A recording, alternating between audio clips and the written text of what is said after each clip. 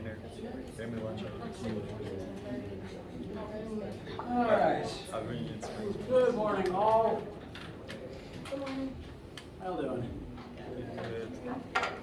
Any questions, comments, needs, concerns, etc. before we get started?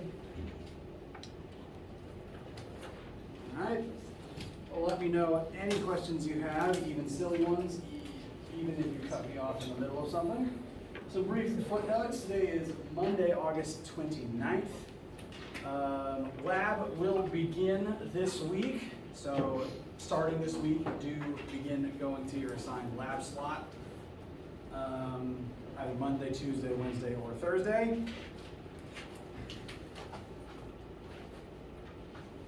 I always lose my train of thought right in the middle of something. It's very problematic.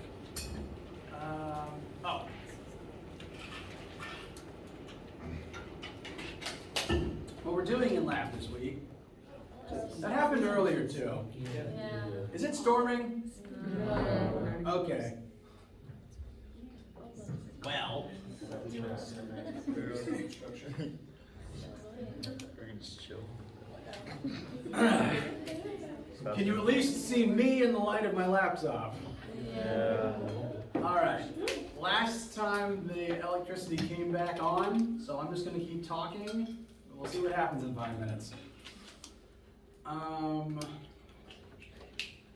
Lab this week, so when the power's on, we'll be doing two things. One is, I mentioned this before, it's a 30-minute multiple choice, Scantron, no math, graded for participation only, assessment of the incoming physics classes skills so that we know what people know when they start physics and so that we can compare it to how you do and what you've learned at the end of physics. So it's just a data collecting process and you're given a participation grade for do it. It is not graded for accuracy. So I encourage you to make mistakes on it or make any mistakes that you should naturally make because the entire point is for us to see what you know before you learn anything. So that'll be the first 30 minutes of lab this week. After that, we will move on to an algebra review assignment that will be worked on as a whole together in your lab groups, and also me explaining things as I walk around the room and helping people out, just to dust off the algebra skills that will be needed for this class. Some of you might have already looked at the assignment. It is on WebAssign. You don't need to do it or prep it or bring anything. It's not WebAssign, sorry, Brightspace. It's there from a previous class, and it is not there for you to download and start doing it. It's just there because I uploaded the file to a previous version of this class. So you don't have to print it or bring it. I have it. You just come and work on it there, and you finish it, and then you leave. So that's lab this week. Lecture this week is going to be about, apparently I forget things in the dark. It's going to be about motion. We're going to start with one-dimensional motion and then move on to two-dimensional motion eventually. This is the point where I would start showing information on the board.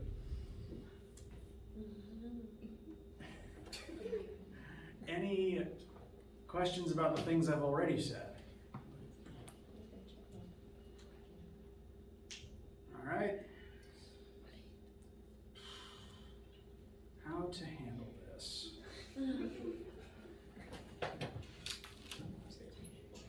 Oh.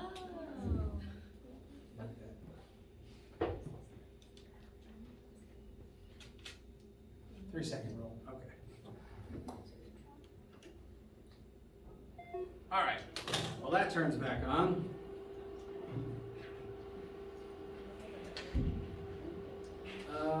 Anyone watch any interesting sci-fi lately while I wait for my notes?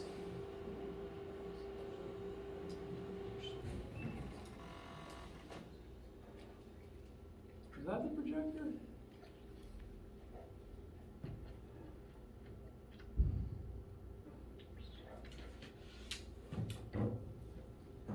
Oh, WebAssign. Reminder of the way that the homework is going to work there. The first homework assignment won't be due for a little bit.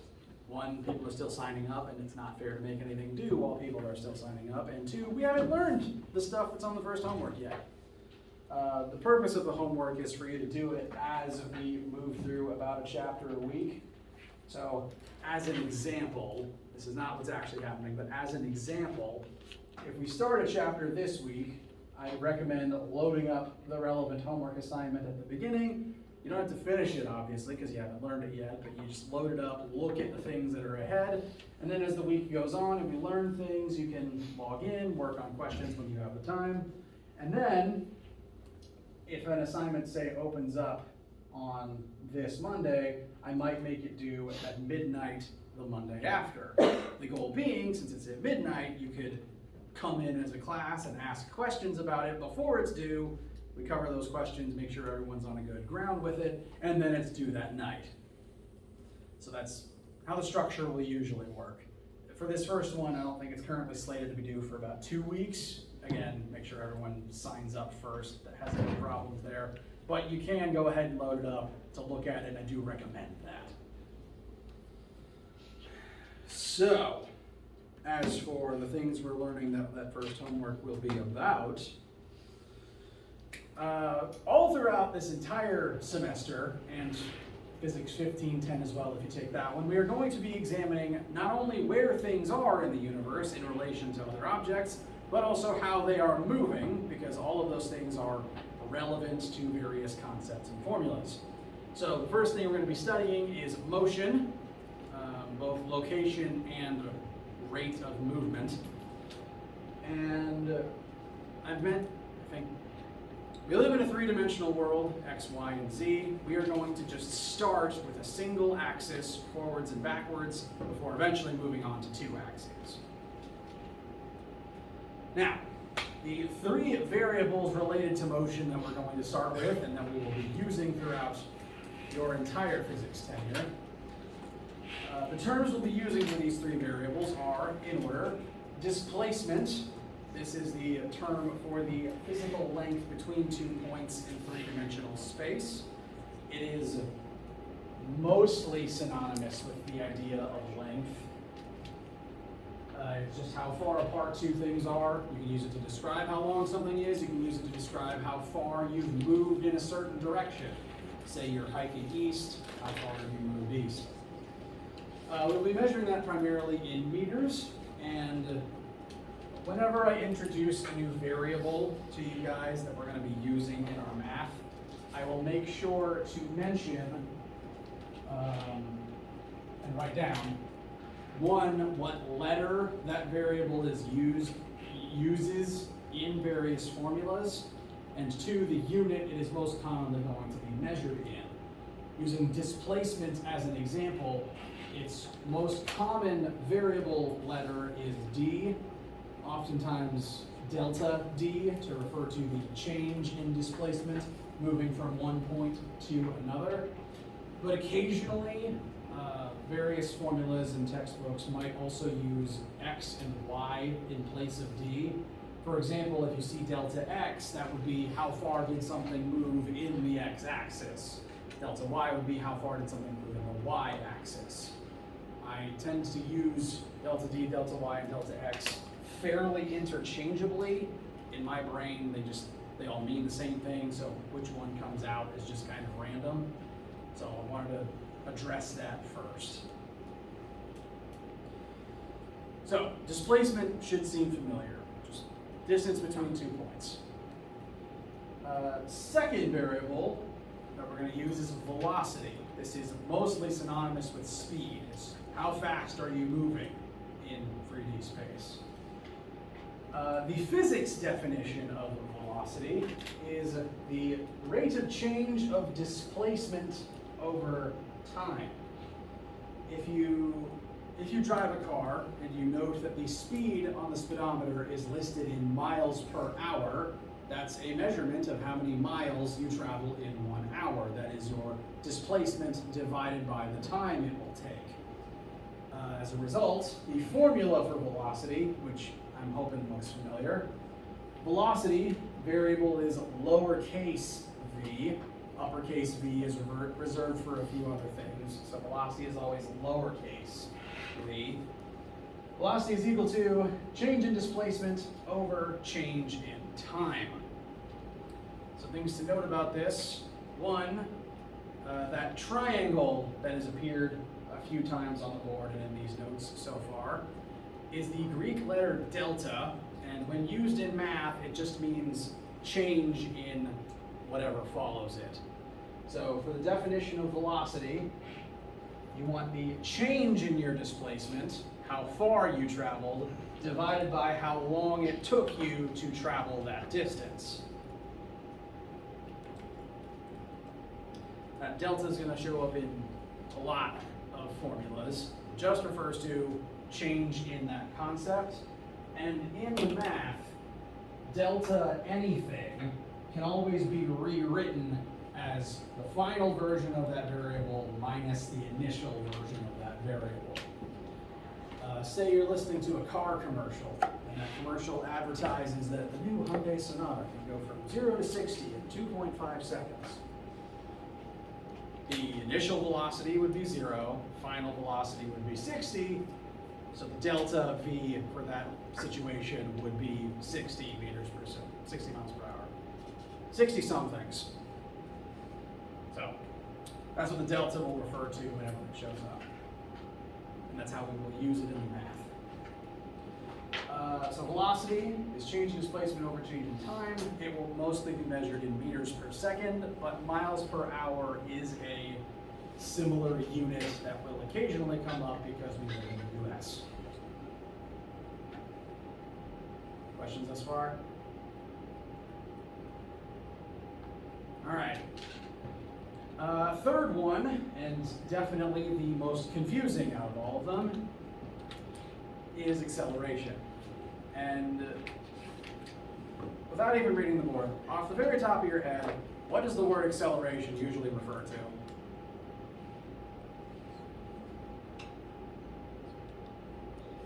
Little louder. I thought I heard something say it. Speeding up, very good. If that was the first thing you thought when I said acceleration, you're right. So trust yourself, that's good instinct.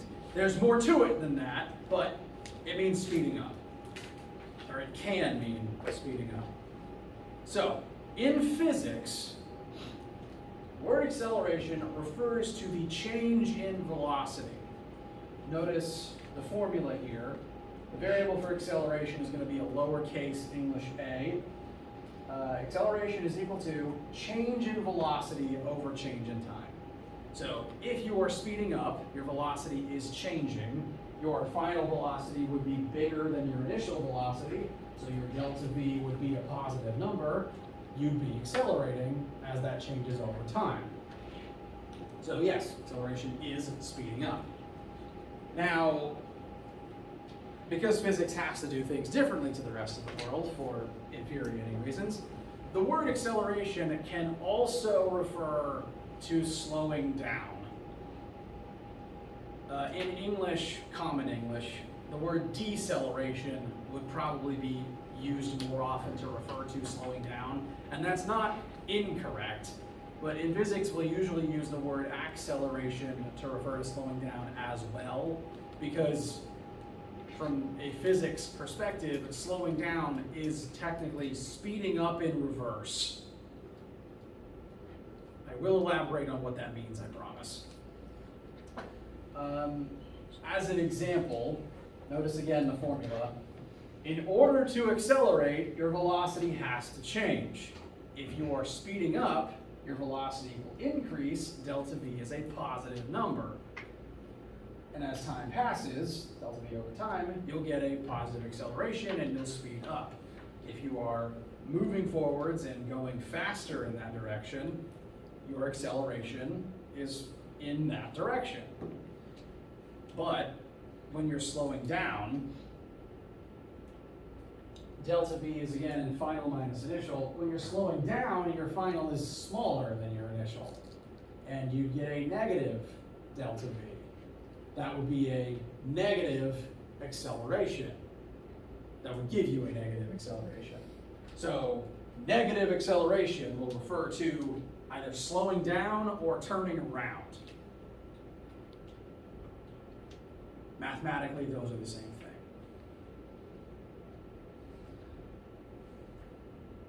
I will make sure those distinctions make sense as we continue moving on, because to really describe that better, I need to introduce the next concept to help explain it.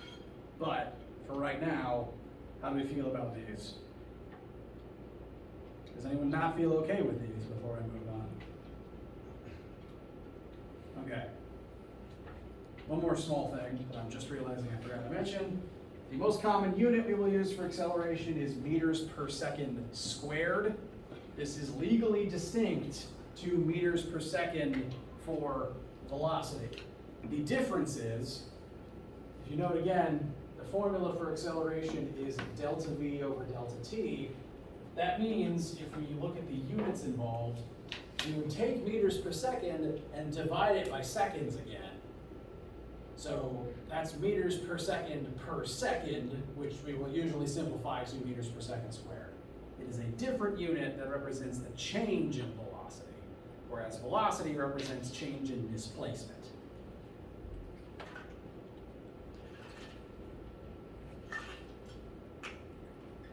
Okay. Now, these three variables are going to come up a lot. And because they're coming up a lot, I want to make clear a distinct thing about them here at the beginning. The reason we're using the two words displacement and velocity rather than say distance, length, or speed is because as far as physics is concerned, those two, all of those words mean different things. In physics, we consider whether or not a piece of information is either a vector or a scalar. Question, just because I'm curious, who in here has not heard of or worked with vectors before in any capacity? Okay, just curious. Now, the idea of a scalar is one you've been working with a long time, because scalar is just the science word for any number, any magnitude. If you measure how long it takes you to run a mile, if you measure what temperature it is, those are numbers, those are magnitudes, those are scalars automatically. So you've worked with scalars before, you just might not have used that word. Any number by itself, any number with a unit attached to tell you its like magnitude and its scale is already a scalar. So new word for an old thing. What makes a scalar different to a vector is that vectors have magnitude, a number with a unit, but also direction. I am at this point contractually obligated to remind you of Despicable Me 1, where the villain Vector points out in his introduction that a vector is a mathematical quantity with both magnitude and direction. That movie's 10 years old and I still have to talk about it.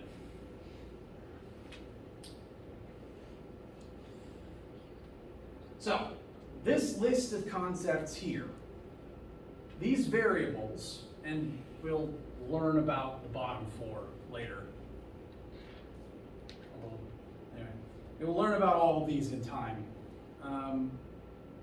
This entire list of things are considered vectors because they can and usually should be measured with a direction attached. You note what direction you're displacing in, you note what direction you are moving in, and you note whether you're speeding up or slowing down and what axis. Vectors and their directions are very important in physics because if you want to study the universe, you need to know where in the universe you're looking. If I ask you, all right, well, where did you find the alien crash site? And you say 10 miles away, well, that's an entire circle I need to search out if you don't know what direction 10 miles is in. Same with velocity. It's all well and good to move at 80 miles per hour to try to get to New York, but if you don't know what direction you're moving in, you might end up in Orlando. So, direction's important, and that's why we're making the distinction between vector and scalar. In our formulas, if something has a direction, I will note it as a vector, and we will examine what the direction means for the math and what it means for the physical situation. I will make it clear whenever I introduce a new variable and a new formula, if something's a vector and what the direction will mean for it. So to start with, those first three variables from the other slide, displacement, velocity, and acceleration, are all vectors. And vectorhood is what separates displacement and velocity from the similar concepts of length and speed. You can tell me how long something is, but that doesn't need a direction necessarily to get the point across. The length of a ruler is constant no matter what orientation I'm holding it in. Similarly, your car's speedometer can tell you 80 miles per hour, but it by itself can't tell you geographic north or not.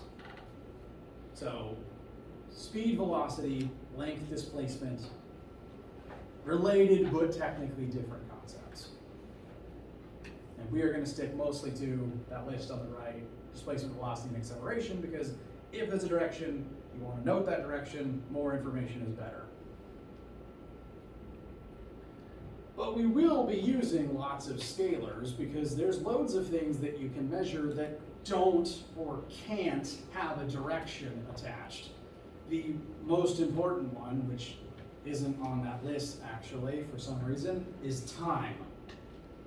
Time, the passage of time, is considered to be a scalar because if it has a direction, there's only one direction it can move in, forwards, and we don't really have a second axis to compare that to. So trying to note the direction of time is kind of pointless for the sheer reason it only has one.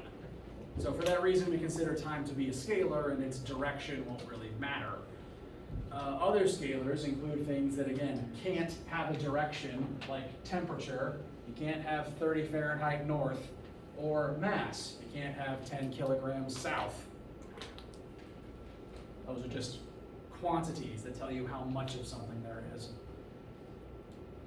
Meanwhile, there's also some things that have to be vectors because they have to have a direction attached, namely force, because whenever you push something, you have to push it in a direction.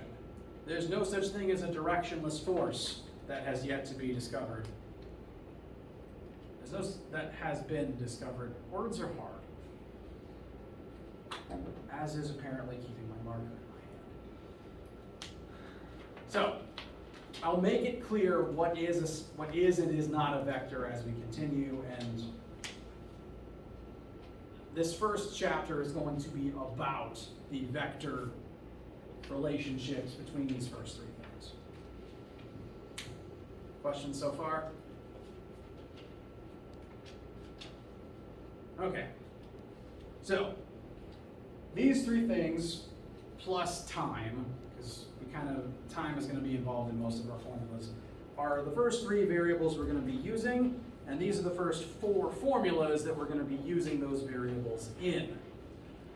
These four formulas are very important. They're at the top of the official class formula sheet for a reason, and we're going to keep coming back to them and keep using them throughout this entire semester. It doesn't matter what topic we're on, because we use them to describe motion, and all parts of physics have the potential to involve motion. They're so important that lecturers before me at PC started referring to them as the Fantastic Four. They're the first ones we talk about, and they come as a quartet. They're very important. We keep reusing them, and because I'm a big nerd, I keep that tradition alive. So, I will refer to them as the Fantastic Four for that reason. And on your formula sheet, there's an image of the bad Fantastic Four movie, unfortunately, to remind you of that name.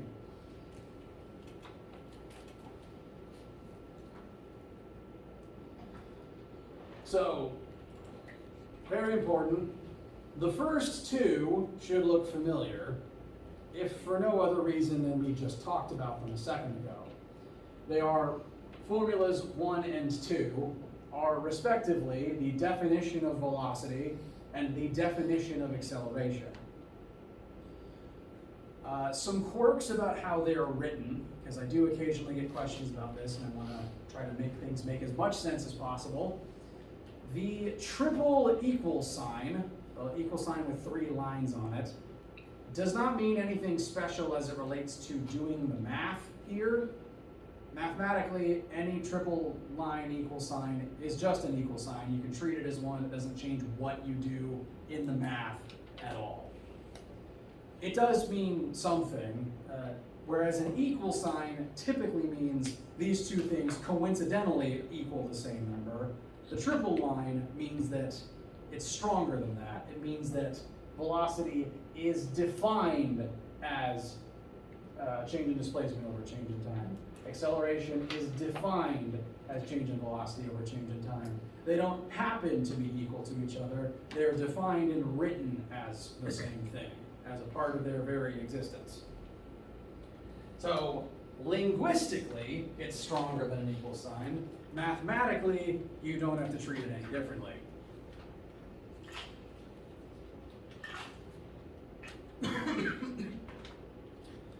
The other quirk that I want to address about how these are written, because this quirk also appears on your formula sheet. Some of the letters on screen have an underline under them. And one of them, mostly time, does not. That underline represents that the variable at hand is a vector. So that is a common shorthand that various textbooks and formula sheets will use to remind the reader that that value is a vector. I keep misplacing my markers. Realistically, I need 80 of them scattered all over the room.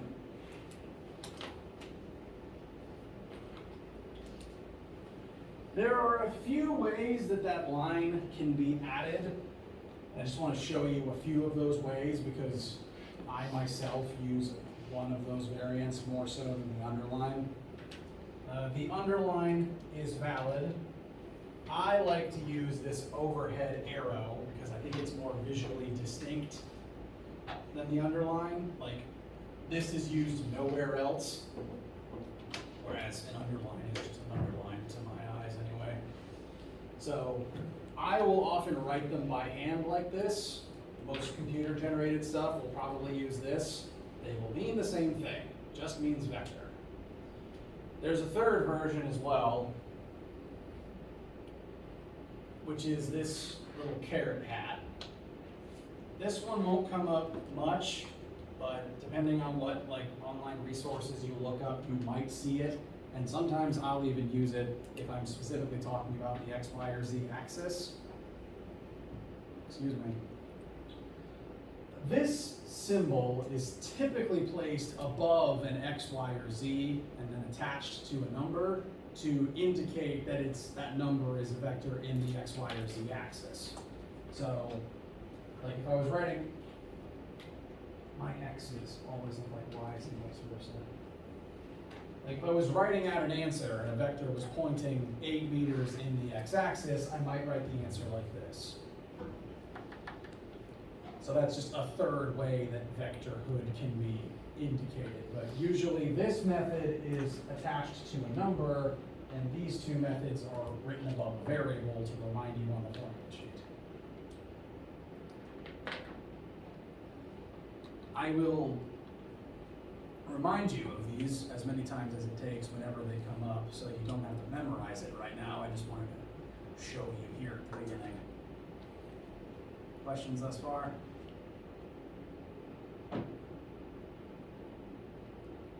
All right.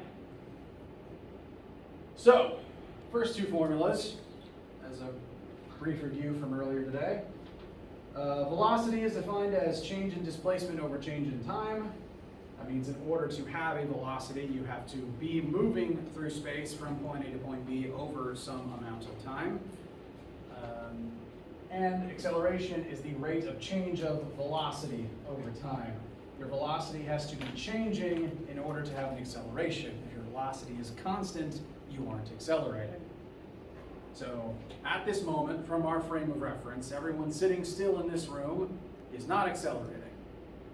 But if I throw the marker and it begins falling, then it's accelerating, because the speed is changing as it falls. So, the other two are very important, but I like to talk about them after getting a sample or two in for the previous two. as for every formula, it's good to have at least one version of it worked in your notes. So, brief practice. First question, you drive at a constant 55 miles per hour for 23 minutes. How far have you traveled in that amount of time? You guys a couple minutes, a minute or two to think about it, and we'll discuss it. I'm gonna refill my water, actually.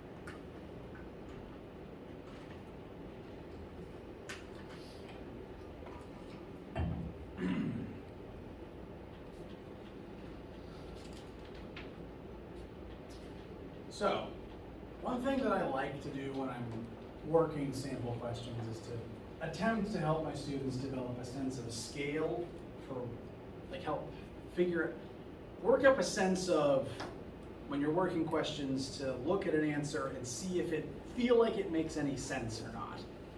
Because if you're just doing math class, sometimes you just plug numbers into a formula, you get a number out, and you might not ever think about it again. But in physics, sometimes if your answer is wrong, it can represent a very kooky situation. For example, if you're trying to calculate, the rate at which something slows down, and you make a mistake in your math, and you suddenly get a really huge answer for final velocity when it was supposed to be slowing down, analyzing that can help you figure out, oh, something's wrong, I need to check my work. As an example, in this particular question, note that our starting velocity is 55 miles per hour, and we are driving for 23 minutes, less than an hour. So, should our answer we expect to be bigger than 55 or smaller than 55? Smaller, very good. There is a possible multiplication division mistake that could lead to a bigger answer that getting this feeling ahead of time would help you catch. So, additionally, when I work example questions, I like to demonstrate my recommended method.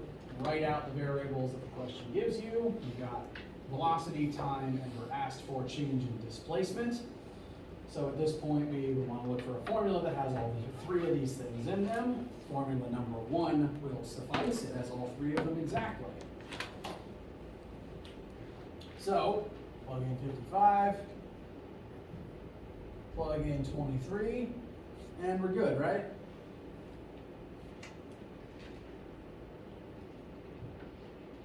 No, not quite. There is a catch. I mentioned we're driving for less than an hour, and if we were to solve for the answer like this, we would get an answer bigger than 55 because we just multiplied miles per hour by minutes instead of multiplying miles per hour by hours. So we need to convert one of these two things to match the other one for our answer to make any sense. We could convert 55 miles per hour into miles per minute, or we can convert 23 minutes into hours. It amounts to the same thing. If you're doing it on your own, you can pick. It doesn't necessarily matter which. I'm just going to demonstrate.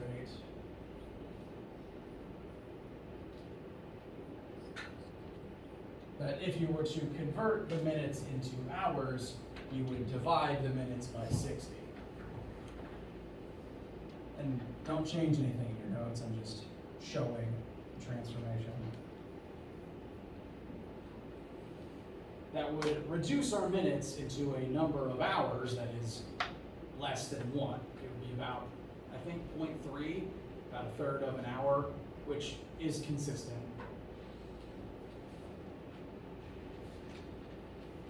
And this, ultimately, after that conversion, and if you perform your algebra right, should give you your final answer of approximately 21 miles. Which again fits that expectation of less than 55 because we weren't driving for a whole hour.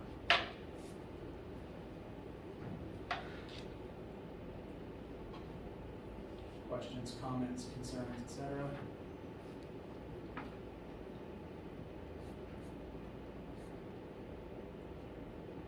All right. One small thing I'd like to note before moving on. I don't really grade for sig figs unless a question specifies it, but they are good to keep in mind when it comes to like figuring out how many digits to keep in your answer sometimes. In this specific case, the 55 and the 23 both only have 2 significant figures in them, and all we did here is multiplication and division. So we would keep 2 sig figs, and the 1 would be the significant digit. Again, I will remind you of sig figs as they become relevant. They are good to keep in mind, but 9 times out of 10 we won't be grading on them. Second question is an acceleration one, so we'll be using formula 2. A car can go from 0 meters per second to 30 meters per second in 4 seconds. What is that car's acceleration? This is again like what the car commercials do when they're bragging about 0 to 60 in 4.5 seconds.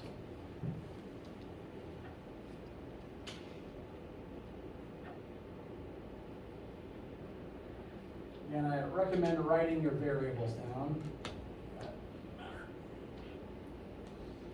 And as you're getting everything set up, I will point out again that on the formula sheet, the formula will likely still have the delta in it, which means if you're like visually scanning your formula sheet for formulas to use and you're looking for VF and VI, you might not always see those. But remember, delta V means VF minus VI. Delta anything is always final minus initial. So this is the formula we want, and we can extend it into this form to make sure we plug in our values in the right spot.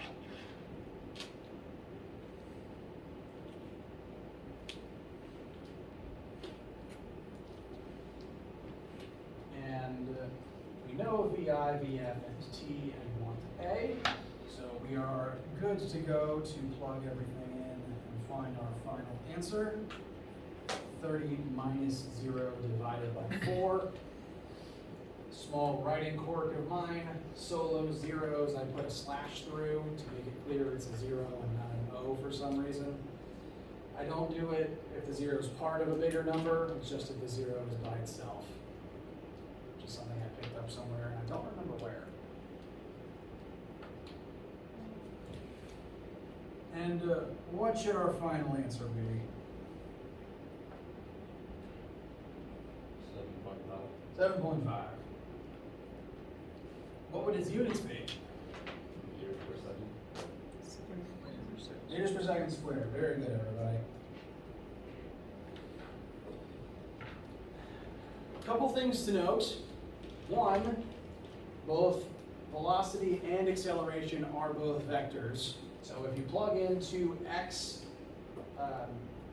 x-axis velocities, the acceleration you get as your answer would also be in the x-axis.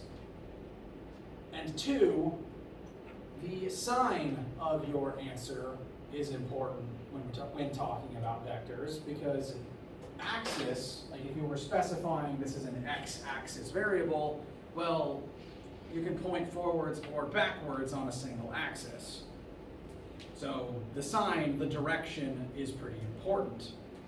When accelerating, a positive acceleration will typically indicate speeding up. in this particular case, our positive answer is in the same direction as our final velocity. So we started at rest, we sped up that way, we're moving that way, that's the direction, our final velocity and our acceleration point. I want to just hypothetically show you what happens if you were to change the signs on those things. Because when you're driving, not only can you hit the gas to speed up, you can hit the brakes to slow down. So I want to invert this a little bit and say, what would happen if we instead hit the brakes and slowed down from 30 to 0? I'm not changing any of the numbers, but changing that context would change where you put each of your velocities. Final always comes first, and you subtract the initial from it. So this version is speeding up from 0 to 30, but if you were slowing down from 30 to 0, you'd switch them. Same numbers and same numerical answer, but that would switch the sign. You slow down, negative acceleration means alternatively slowing down or speeding up in reverse. Because technically, if you're moving this way and slowing down, your velocity is becoming more negative. Every second that passes, you are subtracting 7.5 from your velocity if this is your acceleration. Meanwhile, if you're speeding up, every second you are adding 7.5 to your velocity, if it's positive. So where you put VF and VI are important. You need to keep track of which one's the initial, which one's the final, and you need to keep track of what direction everything is pointing in. Does the sign on your answer make sense? Because one of the headaches of acceleration is that it is entirely possible to move that way and for your acceleration to point that way. Because if you're moving this way and slowing down, your velocity still points that way, you're still moving that way, but your acceleration points this way because you're slowing down and your velocity is becoming more negative than it was. Again, acceleration can be a little bit of a headache. And that's why we're starting here and want to clear that up in the beginning. Questions, feelings, vague worries? All right. We're almost at the end of lecture time, so I'll just introduce one more concept. I don't want to hold you up on a Monday. I want to look briefly at the third question, just to conceptually explain it and to explain why Fantastic Four Formula 3 is very important. In this acceleration question, we'll go back to the original prompt. We are starting at 0 and we're speeding up from rest. Will the car stay in place as it does that?